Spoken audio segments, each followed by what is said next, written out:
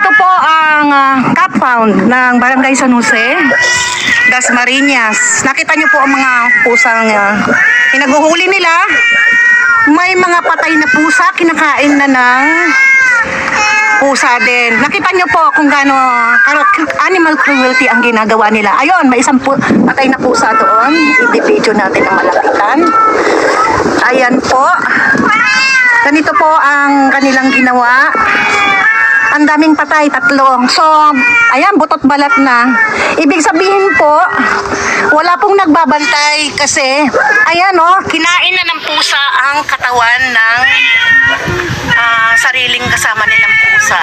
Ayan, ang kanilang tubig ay punong-puno ng dumi. Ayan po, hindi po nila naaalagaan. So, kailangan po natin to ng aksyon para sa barangay